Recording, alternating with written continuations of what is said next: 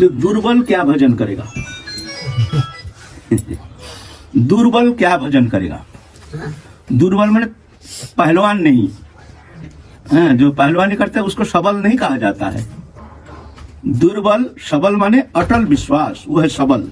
कोई भी परिस्थिति में वो पीछे हटने के लिए तैयार नहीं, कोई भी परिस्थिति में पीछे हटने के लिए तैयार नहीं। ऐसे दृढ़ प्रतिज्ञ होकर के अगर वो भगवत चरण शरण लेकर के आगे बढ़ने का प्रयत्न करता है तो जाके प्रभु उसको किसी अवस्था में छोड़ते नहीं है। पहले तो परीक्षा आएगी, परीक्षा तो आएगी, माया तो छोड़ेंगे नहीं। माया जो भगवान माया के ऊपर छोड़ दिया है जीव चैतन्य सत्ता को, जीव चैतन्य सत्ता को माया में छोड़ दिया है। जीव है मायाधीन और भगवान है मायाधीश। जीव माया के अधीन, वो चेष्टा करके जो संसार परित्याग करके समस्त वासना मुक्त होकर के भगवत चरण प्राप्त कर लेगा, ऐसे सामर्थ्य उसको दिया नहीं गया है। तो क्या करना चाहिए? तो गीता में कहते हैं दैवी विशेषा गुणमयी मम माया दुरत्वया मामी बाजी प्रबद्धन्ते माया में तंग सरंती थी। ये बलवती जो माया है, ये पार करना जीव का सामर्थ्य नहीं है। अनंत काल हम माया के गोदी में खेल रहे हैं। माया ने हमको भगवत चरण से हटा करके, भगवत चरण को भुला करके, प्राकृतिक माया जगत में मोहित करके हमको संसार चक्र में बार बार घुमा रहे हैं। हम इसमें मोहित होकर के, इसको सत्य मान करके हम इसमें आनंद लेना चाहते हैं। आनंद तो है नहीं, यहाँ किसी को मिला नहीं, तुमको कहां से मिलेगा? यहाँ किसी को मिला नहीं, तुम चाहे तो हमको आनंद मिलेगा। पैसा में आनंद है, जाओ करोड़पति का घर में जाओ, उनसे पूछो तुमको आनंद मिला? उनसे दुखी तो साधारण एक लेबर भी नहीं है। अगर देखो तो करोड़पति के पास जाओ, जाके बोलो आप सुखी है? केस कचहरी, लड़ाई, द्वंद्व, संघात, अशांति, कलह, उनका चैन नहीं, रात को सो नहीं सकता है। टैबलेट खा करके, निद्रा की गोली खा करके सोना पड़ता है। तो कहाँ चाहते हो तुम चैन? कि अर्थ तुमको खुशी कर सकता है? अर्थ में 15 प्रकार अनर्थ लगा हुआ है। अर्थ के पीछे श्रीमद् भागवत महापुराण कहते हैं अर्थ जो है पैसा, इसके पीछे 15 अनर्थ पीछे पीछे डोलता है। तुम जब भी अर्थ संग्रह करोगे 15 अनर्थ तुम्हारे पीछे लगा रहेगा। हिंसा, कलह, लोभ, भय, अशांति, त्रास, शोक, मोह, संदेह, ऐसे 15 प्रकार अनर्थ इसके पीछे रहता है। जड़ीय वस्तु कभी चेतन सत्ता आत्मा को आनंद नहीं दे सकता है। आनंद तो आत्म संबंधी वस्तु है। आनंद है चेतन धर्मी। चेतन का जो स्वरूप है वो है आनंद। तुम स्वयं आनंदमय और भगवान है भूमानंद अखंड आनंद सत्ता। वो भगवत सत्ता के तुम अंश हो। वो तुमको मैग्नेट की तरफ आकर्षण कर रहा है, इसीलिए तुम आनंद अनुसंधान में तत्पर रहते हो। कहाँ आनंद मिले, कहाँ आनंद मिले, कहाँ आनंद मिले? आनंद मिलेगा नहीं। तुम जोड़ीय वस्तु में आनंद का अनुसंधान करते हो। जोड़ीय वस्तु कभी चेतन को आनंद दे नहीं सकता है, ये सत्य है। मानो ना मानो तुम्हारा अपना निजी मामला, बात सत्य है। इसीलिए अगर आनंद पाना चाहते हो, इसीलिए भगवान गीता में कहते हैं अनित्यम सुखम लोकमिमं प्राप्त भजस्व माम। अर्जुन, संसार अनित्य है, सुख शून्य है, तुम हमारे भजन करो। अगर शांति पाना चाहते हो तो मेरा भजन करो। ईश्वर के और कोई ऑप्शन नहीं है, कोई ऑप्शन नहीं है। जिस ऑप्शन लेकर के आप चलने से आपको शांति प्राप्ति हो सकती है, एकमात्र भगवत उपासना, भगवत चरण में शरणागति। जो करा रहे हैं प्रभु करा रहे हैं, जो हो रही है प्रभु की इच्छा, जो होगी प्रभु की इच्छा। हम जो कर्म करते हैं, जो कर्म फल हमको मिलता है, सुख दुख जो भी, ये हमारे निजी कर्म फल है। भगवान किसी को न सुखी करते हैं न दुखी करते हैं। ये सब अपना कर्म संस्कार अनुसार हमको मिलता है, मिलेगा। कर्म तो करना पड़ेगा, लेकिन आशा नहीं करना हमको ये मिलना चाहिए, वो मिलना चाहिए, ये होना चाहिए, वो होना चाहिए। होगा वही जो राम रच रखा, वही होगा। ना कोई काउ के सुख दुख दाता, निज कित कर्म सब फल भोग भ्राता। जीव निज कर्म भोग करते हैं, तुम्हारा पूर्व जन्मार्जित जो कर्म संस्कार है तो तदनुसार तुमको मिलेगा, उससे ज्यादा भी नहीं मिलेगा, कम भी नहीं मिलेगा। ये सत्य है, मानो ना मानो तुम्हारा मामला है। कौन नहीं चाहता है जब हम धनवान बने, हम बहुत समृद्ध प्राप्त करें, हम बहुत मान्यता प्राप्त करें, हम बहुत विद्वान बने। कौन नहीं चाहता है? होता क्यों नहीं? जो ललाट में लेके आया है वही मिलेगा।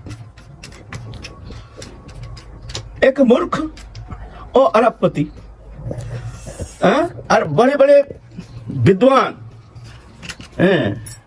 उनके नौकरी करते हैं पेट भरने के लिए, उनके नौकर हैं। मूर्ख है, उनको सलाह देते हैं, सलाहकार बड़े बड़े विद्वान रखे हैं पैसा देकर के, तुम हमको सलाह देना, सलाहकार। क्यों ऐसा क्यों? वो बुद्धिमत्ता है क्या? बुद्धिमत्ता का कोई काम नहीं करता है ना, वो लालाट में जो था वो उसको मिल गया है। ये बात है, इसीलिए सुख दुख समान करता लाभालाभ हो जया जयो ततो युद्ध है युद्ध से नहीं पाप हम बाप शास्त्र वाक्य तस्मात् शास्त्र प्रमाणम कार्य कार्य व्यवस्थित ज्ञात्वा शास्त्र विधान उत्तम कार्य में आ ऋषि। सुख दुख को समान भाव कर लो, दोनों ही झूठा है, दोनों झूठा है। सुख माने भौतिक सुख, सुख आया, पैसा आया, कौड़ी आया, मान सम्मान इज्जत, ये सब झूठा है, वंचनाकारी है, ये तुमको दुख देगा। तुम समझ रहे हो हमको खुशी का, हमको बहुत खुशी मिलेगी, ऐसा नहीं है। तो भौतिक सुख, दुख भी ऐसा ही है, सामयिक दुख आता है, कभी जाता है, कर्म अनुसार वो आता है जाता है, आगंतुक है। दुख भी स्थायी नहीं, सुख भी स्थायी नहीं, भौतिक सुख। तो गीता कहते हैं सुख दुख समकृता, सुख दुख को समान भाव कर लो। विश्व के समस्त फिलोसोफर सब अनुसंधान किया है इस संसार में सुख पाने का श्रेष्ठ उपाय क्या है। ये तो रिसर्च के विषय है ना, कौन सा पंथा अवलंबन करने से उसको सुख मिल सकता है। भौतिक विषय में तो भौतिकवादी ना, तो जानते नहीं है सुख कहाँ है, ये संबंध उनका तो कोई धारणा ही नहीं है। जो सुख अलग चीज है, वो आत्म संबंधी है, वो भगवत संबंधी है, वो चिन्मय है, वो इंद्रियातीत है, वो गुणातीत है, वो चिन्मय है, वो आनंदमय है। वो तो जानता नहीं है ना, वो दुख में ही, दुख के अंदर वो आनंद का अनुसंधान कर रहा। कहाँ मिलेगा? रेती पेलने आएगा भी तेल मिलता है, रेती को तुम अगर पिसाई करो तो तेल थोड़ी मिलेगा। तो ये भौतिक जगत में किसी को यहां सुख है नहीं, सुख है आत्म संबंधी, ये सत्य है। जो सब कुछ छोड़ करके भगवत चरण शरणागत होकर के जो करते हैं प्रभु करते हैं, ऐसे जान करके प्रभु के शरण में रहते हैं, तो प्रभु हर्ष उसको मां जैसे अपने बच्चे को रक्षा करते हैं, प्रभु ऐसा रक्षा करते हैं। बोले प्रमाण, हम तो भजन भजन करते नहीं है, उतना भजन हमारा है नहीं, अशिष्ट दोषों का खान है, लेकिन हमने एक प्रमाण देखा।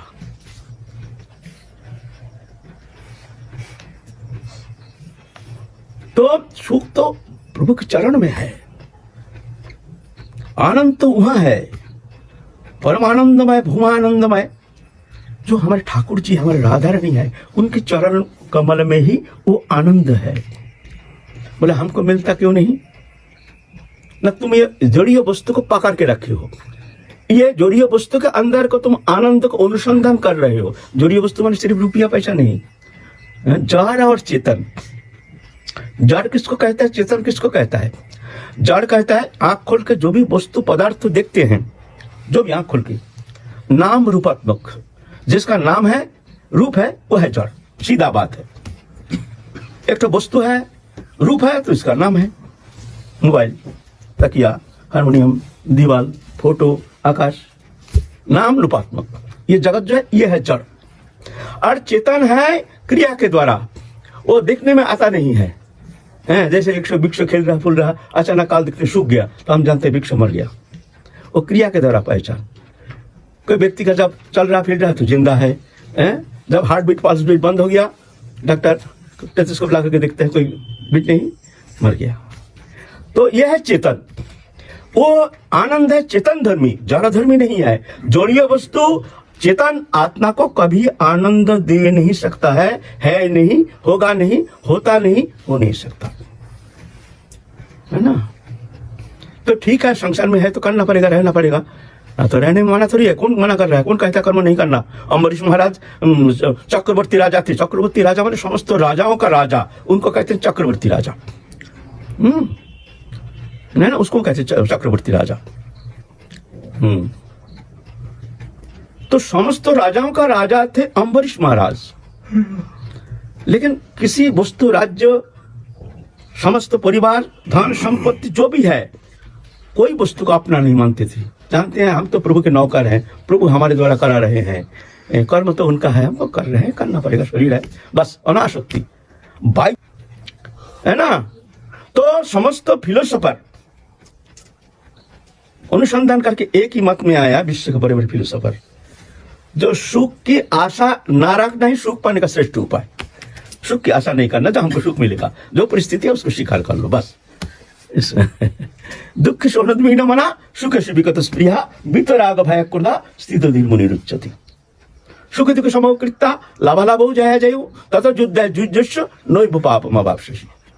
इस तरह से संसार में रहने से तो फिर जाकर तुम कोई कष्ट सताएगा नहीं, है ना, कोई कष्ट सताएगा नहीं। तो भगवत भजन करने आए हैं हम लोग, तो हमारे मन तो फंसा हुआ है संसार में, लेकिन भजन उत्सव कहां से होगा? वो प्रेम कहां से मिलेगी? हम तो फंसे हुए हैं संसार में, हमारा मन संसार में फंसा हुआ है। संसार हमको फंसाए नहीं है, संसार को हमने अपना मान करके खुद बंधन से स्वीकार करके उसमें फंसे हुए हैं। हम तो फंस गए हैं, कोई फंसाया नहीं, उसको हमने स्वीकार कर लिया। स्वीकार हटा दो, कोई बंधन नहीं। स्वीकृति ही बंधन का कारण। संसार मेरा है, संसारी वस्तु हमारा है, दृश्यमान वस्तु पदार्थ हमारा है, तो ये मान लिया तो बस यही दुख का कारण है। और ये मानो जी ये हमारा नहीं है, प्रभु का है। प्रभु हमको संसार में भेजा है, हम भी प्रभु के हैं, दृश्यमान वस्तु पदार्थ भी प्रभु का है। मिला ठीक है, नहीं मिला ठीक है। बड़े बड़े करोड़पति का घर में नौकर काम करता है, मेरा मेरा मेरा मेरा मेरा करते हुए प्रभु का घर में रह करके खूब काम करते हैं दिन भर। मन में जानते हैं ये तो हमसे कोई लेना देना नहीं है, पैसा मिलेगा, तनख्वाह मिलेगा, हम तो घर जाएंगे, वहां तो हमारा बाल बच्चा है। मन पड़ा रहता है घर में, कब महीना शिशु कम घर जाएंगे, रहता है, कर्म करता है। ये संसार को भी ऐसा ही तुम मान लो, जो ये प्रभु का संसार है, हम नौकर हैं। नौकर बनोगे तो कोई बंधन नहीं, कर्ता बनोगे तो फंस जाओगे। पहले भजन पीछे करना, पहले कर्तृत्वपन को हटाओ। कर्तृत्वपन, मैं कुछ नहीं करता हूं, जो कर रहे हैं प्रभु कर रहे हैं, ऐसे जान करके प्रभु की तरफ मन रख करके कर्तव्य कर्म करते रहो। मिला ठीक है, नहीं मिला ठीक है, हाँ कोशिश करते रहो, कर्म करते रहो, लेकिन कर्म हमारा नहीं, प्रभु का कर्म हमको करना है। बोलो। बड़े बड़े प्रेमी साधक कभी कभी देखने में, सांसारिक दृष्टिकोण में देखने में लगता है कि ये बहुत दुखी हैं और दुखी दुखी दिखाई देते हैं। तो सांसारिक व्यक्ति कैसे समझे कि ये भगवत भजन में आनंद भी है, उस आनंद का भी आभास होता है। प्रेमी साधक तो बृहद भागवत अमृत में भी लिखा है कि प्रेमी साधक बहुत दुखी दिखाई देता है संसार की दृष्टि में, वो रोता है, तड़पता है। वो रोना ऐसा रोना थोड़ी है। मान लीजिए हमारा बहुत कोई प्रियजन, अत्यंत प्रिय, उनके हम चिंतन में तल्लीन रहते हैं, अचानक बहुत सालों के बाद आ गया, देखते ही पकड़ के रोना शुरू करते हैं। कहा भाई वो आया, तुमको कष्ट हो रहा है इसलिए तुम रो रहे हो ना। ये आनंद स्वरूप, आनंद इतना प्रबल स्थिति में आ जाती है, वहां रो देता है। वो आनंद का आखिरी स्टेज है रोना, आनंद। तो ये भगवत प्राप्ति, भगवत भजन जो है, ये वो रोना नहीं। ये साधारण बहिर्मुख जीव को क्या समझेगा? जो भगवत प्रेम में विभावित होकर, भगवत चिंतन में तल्लीन होकर भगवत प्रेम में रोते हैं, हा कृष्ण, उसमें शांति है, उसमें परम शांति है, उसमें परम निश्चिंतता है, उसमें परम निर्भरता है। ये कौन, किसको कहेंगे? अरे भगवत भक्त रोता क्यों? ये तो दुखी है। कोई बाहरी लोग देखेगा ये तो दुखी है, ये भजन करने दिन रात रोता है। हमारे एक मैया है, वृंदावन में रहती है, उनका आंख से अश्रुधारा कभी सूखता ही नहीं। राधा मैया एकांत में रहती है, कोई मतलब नहीं, दुनिया से कोई लेना देना नहीं। एक बार वो गुजरात में रहते हैं, बच्चा यहाँ रहते थे मैया, उनके बच्चा आया उनके घर माँ को देखने के लिए। तो मैया हमको कहते हैं बाबा क्या आफत आ गया। हमने क्या हुआ मैया? देखो ये आफत आ गया, वो गुजरात से हमारा बेटा, एक ही मात्र बेटा और अल्प उम्र, अब इसके लिए पाल भोग बनाओ, ये बनाओ, खाना खाने दो। हमारा भजन में बहुत बाधा आ गई, आफत बाबा कब जाएगा? कितना बड़ा बैराग, बैरागी पोशाक पहनने से बैरागी होता है? देखो बैरागी किसको कहती है? जिसका मन में संसार के प्रति आसक्ति नहीं, वो है बैरागी। कपड़ा पहनने से, कपड़ा रंगाने से बैरागी होता है ना, जटा रखने से बैरागी होता है, हैं? तो मैया जब वो कृष्ण रंग में रंग जाता है ना, तो संसार का रंग फीका पड़ जाता है। वो कृष्ण रंग में रंगने के लिए संसार से थोड़ा सा विमुख होना पड़ेगा। इसको नित्य अनित्य वस्तु विचार करना पड़ेगा। जी ये हमारा बंधन का कारण, ये हमारे संसार चक्र में ले जाने का कारण। एक छोटा सा बच्चा आपका मन को भगवत चरण में, परम चरण से हटा करके संसार चक्र में डालने में बहुत ताकत रखता है। छोटा सा बच्चा उसके माया में मोहित करके आपको संसार चक्र में ले जाने के समर्थ वो रखता है। आपको समझ में नहीं आएगा, जो हमको इस तरह से भगवत चरण से हटा करके हमको मिसगाइड कर रहा है, हमको दूसरा तरफ ले जा रहा है। इसलिए ये मोह ही कारणम, मोह ही संसार बंधन का कारण, जिस कारण हम वो भगवत प्रेम अनुभव करने में असमर्थ होते हैं, है ना। तो काल के जो आलोचना की विषय था, जो भगवत भजन में जो बाधा है, कोई हमको कहते हैं बाबा कुछ अच्छा नहीं लगता है, भजन क्या करें? हम बोले बड़ा शुभ लक्षण, कुछ अच्छा ना लगना ही उत्तम लक्षण है।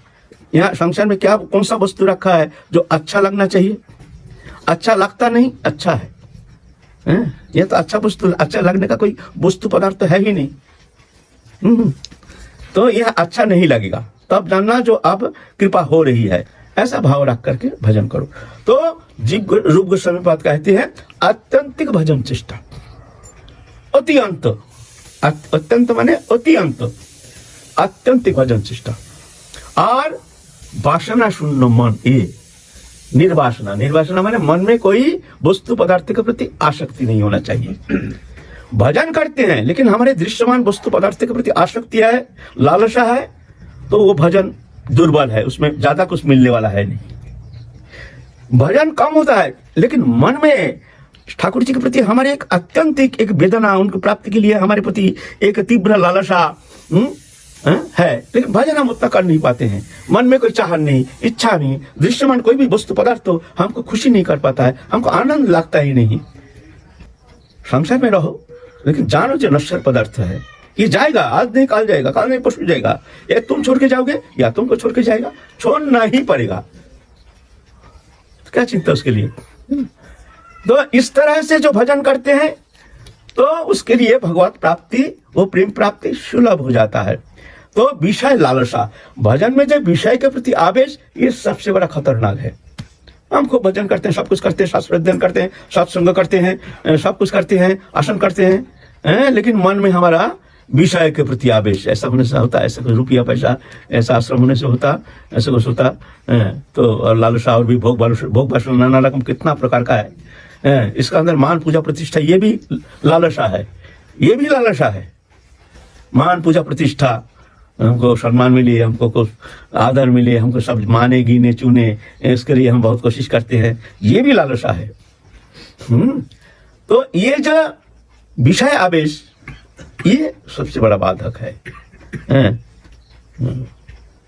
चैतन्य चरितमृत में जो दुष्संग कहिए कोई तब आत्मवंचना, कृष्ण भक्ति बिना अन्न कामना, इसका माने दुष्संग, बदसंग, कुसंग, हम तो कहते हैं संग, पहले संग दोष से दूर रहना पड़ेगा, है ना। संग दोष तो बड़ा खतरनाक दोष है। संगं संजायति दोषा, संग से दोष उत्पन्न होता है, जैसे संग ऐसे रंग। तो चैतन्य चरितमृत में कहते हैं दुष्संग कोई कोई तब आत्मवंचना, कोई तब माने वंचनाकारी। तो सबसे बड़ा दुष्संग क्या है? सबसे बड़ा दुष्संग कौन सा दुष्संग है? कृष्ण भक्ति बिना अन्य कामना, कृष्ण भक्ति बिना अन्य कामना। वो जो कामना हमारे भीतर है ना, माने वासना, विषय लालसा, लालसा से ही तो कामना पैदा होता है। पहले लालसा माने इच्छा, आग्रह, प्राप्ति की इच्छा, फिर कामना कहां मिलेगा, कैसे मिलेगा? तो बोलते हैं सबसे बड़ा दुष्संग है तुम्हारे भीतर। हमको गैरों ने नहीं यारों ने लूटा हमको गैरों ने नहीं यारों ने लूटा। गैरों का क्या है इतना दम था, मुझे गम था तो ये गम था, किश्ती जहां डूबी वहां पानी बहुत कम था तो हमको यारों ने लूटा, गैरों ने नहीं। ये हमको प्रेम से लूट लिया, प्रेम से, प्रेम करके। तुमको प्रेम करे कोई दोष नहीं, उतना हानिकारक नहीं है। तुमने प्रेम किया तो खतरनाक। जो भगवत भक्ति करना चाहते हैं, भगवत प्रेम करना चाहते हैं, अगर कोई भजन करना चाहते हैं, इसी जन्म में प्रेम प्राप्ति करना चाहते हैं, तो उसके लिए विषय वासना से मुक्त होना जरूरी है। अब प्रश्न होता है हमारे मन में ये वासना है, हम चेष्टा करके भी वासना से मुक्त नहीं हो पा रहे हैं, इसके लिए हमको क्या करना है? ये प्रश्न चिन्ह। तुमको साधु संग में रहना है। बिनु सत्संग न हरि कथा ते हो, बिना मोह न भाग, मोह गई बिनु राम पद हो न दृढ़ अनुराग। बिनु सत्संग न हरि कथा, सत्संग में रहना चाहिए, महत सानिध्य में रहना चाहिए, महत पुरुष के संपर्क में रहना चाहिए, महत अनुगत होकर रहना चाहिए, सत्संग में रहना चाहिए। ऐसे धीरे धीरे धीरे धीरे धीरे धीरे उनके शब्द सुन करके धीरे धीरे वो हृदय में प्रवेश करके तुम्हारे भीतर में जो माया मल है वो धो धा के साफ करा करके तुमको निर्मल कर देंगे। ये है उत्तम उपाय, है ना।